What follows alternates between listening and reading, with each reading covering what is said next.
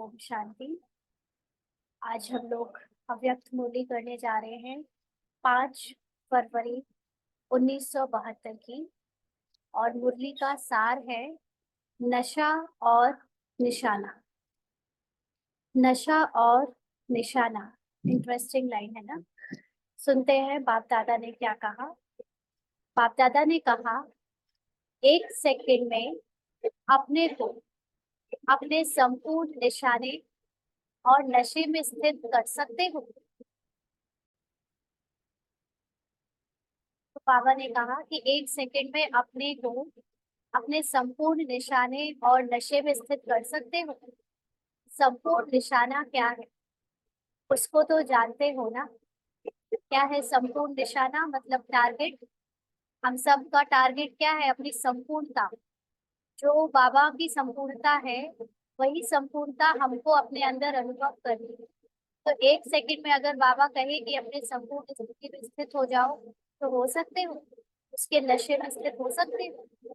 बाबा ने कहा, जब संपूर्ण निशाने पर स्थित हो जाते हैं तो नशा तो रहता ही है। अगर निशाने पर बुद्धि नहीं टिकती तो नशा भी नहीं रहेगा। माना जिसने अपनी होल एब्सोल्यूट सोल कॉन्शियसनेस को, अपनी संपूर्ण आत्मिक स्थिति को अनुभव कर लिया, ऑटोमेटिकली उसके अंदर एक अलग नशा होगा, एक अव्यक्त अलौकिकता का नशा होगा, जैसे बाबा को हुआ करता था। और अगर नशा नहीं है, माना अपनी उस एब्सोल्यूट ट्रूथ को, अपने सत्य को अपने अंदर अनुभव नहीं कर पाए, तो वो नशा भी नहीं दिखता। माना बॉडी कॉन्शियसनेस की स्थिति होती है। तो अगर निशाने पर बुद्धि नहीं दिखती तो नशा भी नहीं रहेगा। निशाने पर स्थित होने की निशानी है नशा।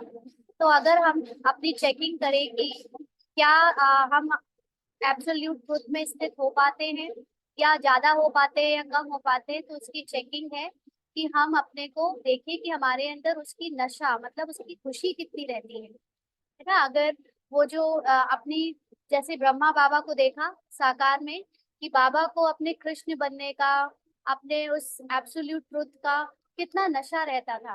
बाबा एकदम हल्के फरिश्ता स्थिति में स्थित रहते थे। तो वो नशा हमारे अंदर भी होगा अगर हमको अपने देवत्व का, अपनी संपूर्णता का, अपने एब्सोल्यूट ट्रुथ का, जो आत्मा का सत्य है, सतो प्रधान स्थिति, उसकी अगर स्मृति रहेगी और उसमें वो टिकेगी, तो उसको भी उसका नशा रहेगा। माना हल्कापन दिखेगा चेहरे पे, उसकी रौनक खुशी दिखेगी, अलौकिकता दिखेगी, और वो बहुत हल्का डबल लाइट रहेगा। तो निशाने पर स्थित होने की निशानी है नशा। तो ऐसा नशा सदैव रहता है। पूछ रहे हैं बाबा, सदैव ना। बाबा को सदा वर्ड बहुत प्यारा लगता है, कभी कभी नहीं, सदैव। जो स्वयं नशे में रहते हैं वह दूसरों को भी नशे में टिका सकते हैं। अब जो कभी खुद नहीं भूलता, वो दूसरों को कैसे भूलने दे सकता है? तो यहाँ पर जब हम एक परिवार के रूप में अपने आप को सदा इस स्मृति में, इस अनुभव में स्थित रखते हैं कि मेरी संपूर्णता ही मेरा सत्य है। कुछ भी परिस्थिति सामने से ड्रामा के सीन में आ जाए, दिखे माया कितना भी ऊपर नीचे कराने की कोशिश करे, लेकिन जिसको अपना सत्य अनुभव हो चुका, जो उसमें स्थित रहता है, वो ना तो खुद कभी माया से धोखा खाता है और ना ही वो दूसरों को खाने देता है। माना दूसरों को भी अपने इस अनुभव से, अपनी इस स्थिति से सदा उससे बाहर निकालने का उसका अभ्यास रहता है। तो वो दूसरों को भी नशे में टिका देता है। तो बाबा कहते, जैसे कोई हद का नशा पीते हैं तो उनकी चलन से, उनके नैन चैन से कोई भी जान लेता है इसने नशा पिया हुआ है। इसी प्रकार यह जो सभी से श्रेष्ठ नशा है, जिसको ईश्वरीय नशा कहा जाता है, इसी में स्थित रहने वाला भी दूर से दिखाई तो देगा ना। तो जिसके स्मृति में सदा बाबा रहते हैं, या अपनी आत्मिक अवस्था रहती है, आत्मिक अवस्था भी कोई ऐसी वैसी इनकम्प्लीट नहीं, कंप्लीट एब्सोल्यूट आत्मिक अवस्था, यानी मैं हूँ ही संपूर्ण, ये अवस्था जिसकी रहती है, तो उसके नैन चैन में सदा वो खुशी स्मृति रहेगी। दूर से ही वो इतना हल्का दिखेगा, और ऑटोमेटिकली उसकी वाइब्रेशन इतनी सूक्ष्म होगी कि दूर से ही जैसे कोई अलौकिक अल्लाह लोग आ रहे हैं ऐसे पता चलेगा, जिसको बाबा ने अभी कुछ दिन पहले कहा था ना, शायद अव्यक्त मूल्य या साकार मूल्य, मुझे याद नहीं किसमें था, बट अल्लाह लोग की बाबा ने बात की थी। तो वो हल्केपन की स्थिति ही दूर से लोगों को और दूसरी आत्माओं को दिखाई देगी जो पार्ट में डूबे हुए हैं। तो दूर से ही वह अवस्था इतना महसूस करे, यह कोई ईश्वरीय लगन में रहने वाली आत्माएं हैं, ऐसे अपने को महसूस करते हो। तो यहाँ हम अपनी चेकिंग करें कि क्या दूसरों को हमसे ऐसा अनुभव होता है कि ये खोए खोए रहते हैं, ये हल्के रहते हैं, इनके चेहरे में अलग ग्लो रहता है, ये उस स्मृति से बहुत एक अलौकिकता इनके वाइब्रेशन से निकल के आती है। ऐसा क्या दूसरे आपको फीडबैक देते हैं? अपने आप को ऐसा महसूस करते हो कि दूसरे हमको इस तरह का समझते हैं? बाबा पूछ रहे हैं। जैसे आप कहाँ भी आते जाते हो तो लोग देखने से ही समझे कि यह कोई प्रभु की प्यारी न्यारी आत्माएं हैं ना। जैसे सन्यासियों को देखकर भक्ति मार्ग में ऑटोमेटिकली सबको लगता है कि ये भगवान के प्यारे लोग हैं, ये ऊंचे लोग हैं हमसे, तो ऑटोमेटिकली एक रिस्पेक्ट निकलता है।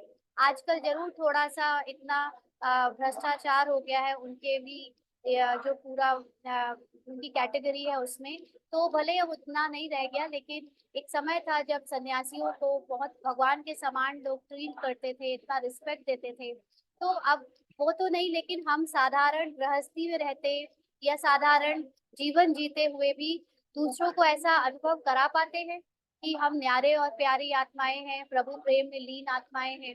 ऐसे बाबा पूछ रहे हैं। अपनी अपनी चेकिंग कराओ, बताओ ऐसा है, ऐसे अनुभव करते हैं? तो भक्ति मार्ग में भी ऐसी आत्माएं होती है ना। देखो बाबा वही बात बोल रहा है कि भक्ति में भी ऐसी भगवान, या तो हिंदू धर्म में भी होती है, तो मुस्लिम में भी सूफी लोग होते हैं, क्रिश्चियन धर्म में फादर्स और नन ऐसे होते हैं। तो हर धर्म में भगवान के प्यार में खोई हुई आत्माओं के नैन चैन अलग दिखते हैं, उनका प्रभु प्रेम अलग देखने में आता है। तो ऐसी स्थिति इस दुनिया में रहते हुए, ऐसी कारोबार में चलते हुए, समझते हो कि यह अवस्था रहेगी या सिर्फ लास्ट में दर्शन मूर्त की यह स्टेज होगी? पूछ रहे बाबा। क्या लगता है कि ये स्थिति केवल उनकी बननी है जो खास तौर से समर्पित हुए हैं, व्हाइट ड्रेस में रहते हैं, या हम भी कलरफुल ड्रेस वाले गृहस्थी जो कारोबार कर रहे हैं चारों तरफ, नॉर्मल सिविल लाइफ जी रहे हैं, उनकी ये अवस्था अभी से बनेगी, या वो लास्ट में कुछ देर के लिए बस बन जाएगी, और जिसको बाबा कहता है कि आपकी जय जयकार होगी वो थोड़ा सा पार्ट रहेगा, या वो अभी से वो अवस्था है, लोग अनुभव करते हैं? जय बाबा। क्या समझते हैं? क्या अंत तक साधारण रूप ही रहेगा, वह झलक चेहरों से दिखाई देगी? हाँ, अभी से ही चेहरों में वो झलक दिखनी चाहिए, तब तो उसका फायदा है ना, क्योंकि संगम युग बीतता चला जा रहा है और 21 जन्मों में से एक जन्म जो संगम युग है, अगर उसमें हमें जीवन मुक्ति का अनुभव नहीं हुआ, उसमें हमें सेलिब्रेशन का अनुभव नहीं हुआ, दुनिया में हाहाकार के बीच में अपनी जय जयकार नहीं दिखी, तो फिर वो टाइम कैसे उस एक जन्म में काउंट हो सकता है ना। तो बाबा इसीलिए पूछ रहे हैं कि वो अंत तक साधारण रूप ही रहेगा या झलक चेहरे से अभी भी दिखाई देगी? वह सिर्फ लास्ट टाइम जैसे पर्दे के अंदर तैयार हो, फिर पर्दा खुलता है और सीन सामने आकर समाप्त हो जाती है, ऐसे होगा? तो ये भी तो नहीं होना चाहिए ना कि बस एक सेकंड में हम तैयार हुए विनाश के जस्ट पहले, और बस थोड़ा सा लोगों को पता चला, घर वालों को या लौकिक में जो लोग हमें जानते हैं उनको, और बस विनाश हो गया, तो फिर मजा नहीं आएगा ना। थोड़ी सी प्रारब्ध तो संगम युग में रहनी चाहिए, उसका फायदा मिलना चाहिए ना। तो बाबा कहते हैं कुछ समय ये झलक दिखाई देगी। कई ऐसे समझते हैं कि जब फर्स्ट सेकंड आत्माएं जो निमित्त बनी, वही साधारण गुप्त रूप अपना साकार रूप का पाठ समाप्त कर चले गए, तो हम लोगों की झलक में क्या दिखाई देगी? हाँ, पापा कह रहे हैं कि बच्चे ये तो नहीं सोचते कि फर्स्ट जनरेशन यानी साकार ब्रह्मा बाबा, फिर सेकंड जनरेशन दादियाँ, जब वो लोग भी गुप्त रहकर ही चले गए, संसार के सामने प्रत्यक्ष नहीं हो पाए, अपना पाठ बजाकर चले गए, तो फिर हमारी क्या झलक दिखाई देगी? ऐसा तो भी सोचते हो ना। बाबा कहते हैं लेकिन नहीं, सन शोज फादर, यानी कि बच्चे अपने पिता को प्रत्यक्ष करेंगे तो बच्चे एक बहुत इंटरेस्टिंग बात बाबा ने मुझे रियलाइज कराई ऐसे ही बाबा से रूह रिहान में, कि हम लोगों को हमेशा ना ये लगता आया कि स्पेशल पार्ट ब्रह्मा बाबा के साथ टाइम बिताने वालों ने बिताया है, या उनका पार्ट था या दादियों का था। अब स्पेशल पार्ट जैसा कुछ रह नहीं गया है ना। हाँ वो अलग बात है कि कुछ पब्लिकली फेमस हो जाते हैं या बाबा उनको नाम मान शान दिलवा देता है तो वो एक पार्ट है, लेकिन जिसको सोल कॉन्शियसनेस की स्थिति में स्थित होने का अभ्यास है उसको उन सब चीजों की कोई कामना नहीं रहती, उसको वो चीजें प्रभावित ही नहीं करती क्योंकि वो प्रकृति और इन सुख साधनों से उपराम हो चुका है। लेकिन बाबा ने एक चीज बहुत अच्छी टच कराई। मेरा हमेशा बाबा से एक प्रश्न होता था कि बाबा हम लोगों का क्या पार्ट रह गया, हम लोग तो बहुत साधारण टाइम पे आए हैं, क्या है। तो बाबा हमेशा कहता था बच्चे अभी हुकुम का इक्का हो तुम लोग। है ना, मतलब मेरी अपनी पर्सनल रूरियान होती थी बाबा से, तुम सब मेरे हुकुम के अक्के हो। लास्ट में ताश खेलते समय क्या निकाला जाता है, हुकुम का इक्का। है ना, जो ऐसी चीजें जो किसी ने आज तक जानी नहीं वो अब तुम लोगों से बजवाऊंगा। है ना, तो इसीलिए बाबा कहता है कि ये मत समझो कि फर्स्ट जनरेशन बाबा के साकार टाइम की, सेकंड जनरेशन दादियों के टाइम की चली गई है तो अब कुछ रह नहीं गया करने को, है ना, अब क्या झलक और फलक दिखेगी। लेकिन नहीं, सन शोज फादर। बाबा कहते हैं तो फादर का शो बच्चे प्रैक्टिकल में लाने से ही करेंगे ना। अगर हम बच्चे इस समय अपनी उस स्थिति को बना ले, हम क्या बना ले, एक्चुअली ड्रामा ही बनवाएगा अगर वो पार्ट में है तो। लेकिन ये वो वाला टाइम चल रहा है जब एक बहुत अलग तरह से पुरुषार्थ होने का टाइम आ चुका है, और इसमें जो नए नए बच्चे भी आ रहे हैं उनके द्वारा जो शो होगा वो प्रैक्टिकली सभी आत्माओं को बाबा प्रत्यक्ष करवाएगा, मतलब अपने आप को प्रत्यक्ष कराएगा उनके द्वारा। तो इसीलिए बाबा कहते हैं कि अभी बच्चों के द्वारा शो रह गया है ना, क्योंकि ऐसा कोई भी 100 वर्षों के पुरुषार्थ में हर जनरेशन को कुछ ना कुछ फायदा मिलना चाहिए ना, तब तो उसके लिए संगम युग उस एक जन्म में काउंट हो।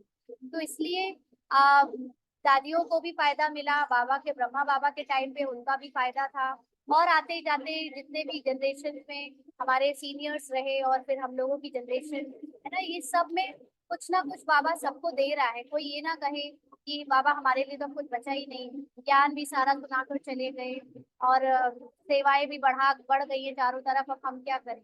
नहीं, अभी तो बहुत मेन पार्ट रह गया है ना, कहते हैं जिसने अंत किया उसने सब कुछ किया। तो हम वो बच्चे हैं अंत में आने वाले। बाबा कहते हैं कि फादर का शो बच्चे प्रैक्टिकल में लाने से ही करेंगे। अहो प्रभु की पुकार जो आत्माओं की निकलेगी, वह पश्चाताप की लहर जो आत्माओं में आएगी, वह कब कैसे आएगी, पूछ रहे हैं बाबा। जिन्होंने साकार में अनुभव किया है उन्होंने भी बाप के परिचय से कि हम बाबा के बच्चे हैं, ये कब मानेंगे कि बरोबर बाप आए लेकिन हम लोगों ने कुछ नहीं पाया। अब देखो, अभी जो इतने सारे सैकड़ों लोग करोड़ों लोग बचे हुए हैं जिनको बाबा का ज्ञान मिला भी नहीं भी मिला, लेकिन जिनको मिला भी उन्होंने इस बात पर यकीन नहीं किया। तो अभी वो उनका टाइम शुरू होने वाला है जिसमें वो सभी पश्चाताप करेंगे कि भगवान आया था, ये लोग सच बोल रहे थे और हमने उनको पहचाना नहीं।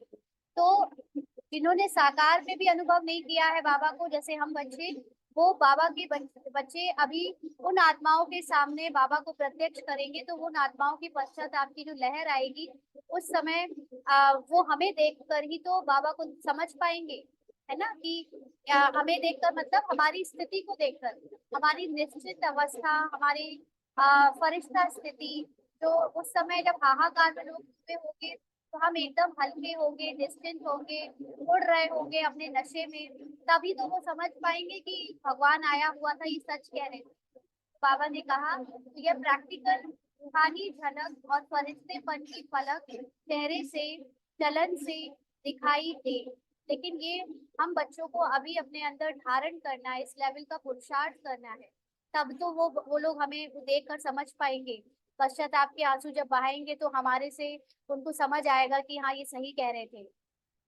अपने को और आप निमित्त बनी हुई आत्माओं की स्टेज को देखते हुए अनुभव करेंगे ना, वो कंपेयर करेंगे। अभी तक तो बहुत मटेरियलिस्टिक वर्ल्ड में, साइंस में इतना बाबा कहते हैं जिसको साइंस का भभका चल रहा है, जिसमें जो लोगों के पास धन है, टेक्नोलॉजी है और जिनके पास स्मार्टनेस है ना, भौतिक दुनिया का ज्ञान है, वो अभी अपने आप को बहुत सुखी समझ रहे हैं। लेकिन धीरे धीरे जैसे अब हम देख ही रहे हैं चारों तरफ कि कैसे चाहे किसी के पास कितना भी पैसा हो, कितनी भी वो हायर ग्लैमरस लाइफ जी चुके हो, लेकिन अब जो हो रहा है प्राकृतिक आपदाओं के द्वारा या सिविल राइट्स या ऐसे अनेक तरह के फिजिकल पेन है ना, इमोशनल पेन, तो वो सब अब आगे चलकर कंपेयर करेंगे कि ये सब इतने साधारण दिखने वाली आत्माएं जिन्होंने इतना त्याग किया, हम इनको कुछ नहीं समझते थे, ये और हमारा देखो, हम अपने आप को इतना ऊंचा समझते थे, तो ये कितना डिफरेंस है। वो कंपेयर करके हमारी चेहरे से, हमारी चलन से, हमारी फलक से अपने आप को बहुत मतलब दुखी पाएंगे। तो बाप कुछ सोचेंगे कि बाप ने यानी भगवान ने इन्हों को क्या बनाया, ये क्या बन गए इतने दिनों में पुरुषार्थ करते करते। हम तो सोच रहे थे कि हम ही करोड़ों की प्रॉपर्टी जमा कर रहे हैं, हम ही बहुत बड़ा बड़ा साइंस या कुछ भी साधन इकट्ठे कर रहे हैं, तो हम सुखी रहने वाले हैं, करोड़पति तो हम होने वाले थे, अरबपति। और उल्टा हो गया, ये लोग तो साधारण दिखने वाले लोग, ये इतने सुखी, ये इतने संपन्न, ये इतने फलक वाले हो गए, तो फिर पश्चाताप करेंगे। तो अगर ये झलक नहीं देखते तो क्या समझेंगे। लेकिन देखा जा रहा है अभी कि बहुत सारे बीकेस ब्राह्मण्स भी डिप्रेशन में जा रहे हैं, ज्ञान को यथार्थ ना समझ पाने के कारण, गफलत करने के कारण देह भान को छोड़ा नहीं छोड़ रहे हैं, या पार्ट ही सबका ऐसा है ये भी कह सकते हैं। तो उनके में अगर वो झलक नहीं दिख रही है तो फिर क्या समझेंगे वो उनको, फिर हम उनसे जो लोग के चेहरे पे झलक पलक नहीं है, उनका फिर वो पार्ट नहीं रहेगा कि उनसे कोई बाबा को जान पाए। बाबा कहते इतना समय ज्ञान तो नहीं लेंगे, है ना। हम बाबा के बच्चे दूसरों के सामने अपना डिफरेंस दो तरीके से दिखा सकते हैं कि हम कौन हैं। या तो ज्ञान की क्लैरिटी से ना, जो ज्ञान इतना ऊंचा है वो हम दूसरों को बता पाए तो हम बाबा को प्रत्यक्ष करते हैं, या ज्ञान नहीं है क्योंकि उस समय आगे चलकर ज्ञान का टाइम नहीं होगा, तो चेहरे की झलक और फलक ही प्रत्यक्ष करेगी, है ना। तो इस समय बाबा वो हमें बता रहा है कि अभी ज्ञान का टाइम जब नहीं रहेगा, तो अभी तो इतना समय ज्ञान हमने ले लिया, दूसरों को सुनाकर अपने आप को फेमस कर लिया, लेकिन आगे आने वाले लोग जो अभी भी अनजान बैठे हैं, जिनका पार्ट अभी खुला नहीं है जानने का, ज्ञान का, वो आगे चलकर झलक और फलक से हमारे चेहरे पर प्रैक्टिकली अनुभव करेंगे कि इन बच्चों को वाकई में भगवान पालना दे रहा था, ट्रीट कर रहा था, पढ़ा रहा था। तो बाप के तो महावाक्य ही है कि मैं बच्चों के आगे प्रत्यक्ष होता हूँ, लेकिन विश्व के आगे कौन प्रख्यात होंगे, वह साकार में बाप का कर्तव्य था। प्रैक्टिकल में बच्चों का कर्तव्य है प्रख्यात होने का, और बाप का कर्तव्य है बैकबोन बनने का, गुप्त रूप में मददगार बनने का। तो बाबा अपने बच्चों के सामने ही प्रत्यक्ष होता है, यानी हम जिन्होंने पहचान लिया है बाबा को, सब लोग उनके निराकारी रूप में या उनका जो सत्य परिचय है बाकी के लोग नहीं जान पाएंगे, उनका पार्ट ही नहीं है ना। क्योंकि अगर वो बाप को जान जाए तो उनको देवता बनना पड़े, और देवता तो गिनती के ही बन सकते हैं, देवताओं की काउंटिंग तो मैक्सिमम 33 करोड़ है, वो भी तब जब प्रजा मिलाकर केवल 1 सेकंड का ज्ञान भी जान लिया तो देवता बन गए। तो बाकी के जो 800 करोड़ माइनस 33 करोड़ है, वो सब क्या करेंगे, तो वो हम बच्चों को देखेंगे। हम हमारी जो चाल चलन, हमारी जो शक्तियां हैं, हमारा जो सोल कॉन्शियसनेस का स्टेज होगा, उससे जो हमारी अवस्था बनेगी वो प्रख्यात होगी सबके सामने। और यही पार्ट हमारा रखा हुआ है लास्ट में प्ले करने को। तो बाबा कहते हैं इसलिए अब आपका प्रख्यात होने का टाइम आ रहा है और बाप बनेगा बैकबोन, गुप्त रूप में मददगार। इसीलिए ऐसे भी नहीं है कि जैसे माता पिता का गुप्त पाठ चला वैसे अंत तक गुप्त वातावरण रहेगा, है ना। अभी ब्रह्मा बाबा, मातेश्वरी, ये सब तो गुप्त रूप में होकर गए, दादियों का फिर भी प्रख्यात हुआ, लेकिन दादियों के बाद और भी बच्चे अभी जो रह गए हैं, और भी जो गुप्त रूप से बहुत तीव्र पुरुषार्थी है, यथार्थ पुरुषार्थी है, उनका पार्ट भी चल रहा है प्रख्यात होने का, क्योंकि लाख तक गुप्त नहीं रहेगा। और वाकई में अब ऐसा हो रहा है कि अब हर धर्म के लोग ब्रह्मा कुमारी इसका नाम सुनकर समझते हैं कि बहुत ऊंची काम हो रहे हैं, ये बहुत ऊंचे हैं, साधारण लोग नहीं हैं। ना, तो ये बाबा अपने सारे बच्चों को ये पाठ देगा। ऐसा नहीं है कि बस उनका ही था। कोई अपने को ये इंफीरियरिटी में ना रखेगी, बस पुरानी आत्माओं का ही पार्ट था। सब जैसे जैसे सोल कॉन्शियस स्टेट में आते जाएंगे, पार्ट प्ले होता जाएगा। तो बाबा ने कहा कि जय जयकार शक्तियों की गाई हुई है, और अहो प्रभु की पुकार बाप के लिए गाई हुई है। माना बाबा के लिए लास्ट में अहो प्रभु वर्ड निकलेगा तब जब वो हमें देखेंगे, और जय जयकार शक्तियों की होगी, माना हम बच्चों की होगी, क्योंकि शक्तियों को देखकर ही, जैसे कहते हैं शिव शक्ति, शक्तियों को देखकर शिव प्रत्यक्ष होता है। जैसे सूर्य अपने आप में कुछ नहीं है, लेकिन उसकी किरणें जो है वो प्रत्यक्ष करती है। तो ऐसे ही ज्ञान सूर्य शिव बाबा, हम किरणें हैं बाबा की, तो हम किरणों के द्वारा अपने को प्रत्यक्ष करता है। बाबा कहते हैं आप लोग आपस में भी एक दो के अनुभव करते होंगे कि जब विशेष अटेंशन अपने निशाने व नशा का रहता है, तो भले कितना भी बड़ा संगठन में बैठे होंगे, तो भी सभी को विशेष कुछ दिखाई जरूर देगा।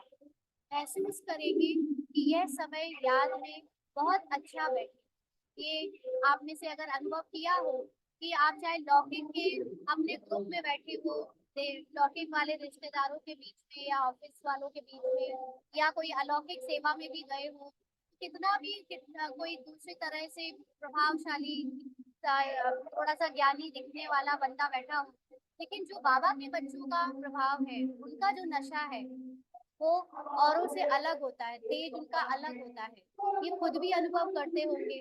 बाबा कहते हैं महसूस करेंगे कि यह समय याद में बहुत अच्छा बैठे, है ना, क्योंकि उस समय खास जब हमें दूसरे लोगों के साथ बाहर वालों के साथ बैठना पड़ता है, तब तो बाबा खास याद आता है, क्योंकि उस समय हम जानते हैं कि जैसे कीचड़ में कमल खिलाना है, तो बाकी लोगों का जो ज्ञान है वो तो असत्य है ना, उनका ज्ञान सबका देह भान का ज्ञान है, या ह्यूमन वाला ज्ञान है जो मनुष्यों ने दिया। हम भी एक सत्य ज्ञान को जानकर सत्य बाप को जानते हैं, तो वो स्थिति उस समय तो और भी अच्छी बन जाती है जब बाहर वालों के साथ होते हैं। तो बाबा कहते हैं खुद ही वो भी महसूस करेंगे कि यह समय याद में बहुत अच्छा बैठे। अभी जो साधारण अटेंशन है वह बदल कर नेचुरल विशेष अटेंशन हो जाएगा। तो ये ऑटोमेटिकली ड्रामा आपसे कराएगा कि जो अभी तक हम लोग पुरुषार्थ में साधारण अटेंशन दे रहे थे, साधारण अटेंशन का मतलब कि स्थूल रूप से फिजिकल सारी दिनचर्या श्रीमत को कर रहे थे, बट सूक्ष्मता पे ध्यान नहीं दे पा रहे थे क्योंकि इतना यथार्थ ज्ञान समझ भी नहीं आ पा रहा था। तो अब वो विशेष अटेंशन सूक्ष्मता की तरफ जाएगा, और वो जितना जितना ज्ञान सूक्ष्म होता जाएगा, अंदर धारण होता जाएगा, वो उतना ही चेहरे से फलक और झलक दिखाई देगी। सिर्फ स्मृति को शक्तिशाली बनाना है, अंडरलाइन, माना अपनी जो आत्मिक स्मृति है, अपना जो सत्य है, उसमें टिकने की अवस्था को सदा शक्तिशाली रखना है ना, बार बार फेड नहीं होनी चाहिए वो स्मृति। और भले कितना भी बाहर से रोल में पार्ट में टेढ़ा मेढ़ा कुछ भी दिखे, गलत उल्टा सीधा कम अच्छा, लेकिन हम अपने आप को कभी भी कमजोर ना पाए, क्योंकि कल की अव्यक्त मुरली में भी बाबा ने यही कहा था ना कि अपने ऊपर निश्चय होना चाहिए, अपने सत्य पे निश्चय होना चाहिए, बाहर से चाहे पार्ट में जैसा भी पार्ट बचे। तो जिसको जितना अपने ऊपर सदनिश्चय होगा, वो उतना ही बाबा पर भी निश्चय रख पाएगा, और उतना ही ऊंचा पुरुषार्थ करके ऊंचा पद पा सकेगा। तो इसलिए स्वयं पे निश्चय का मतलब है कि अपनी स्मृति को शक्तिशाली रखो। अच्छा, ओम शांति।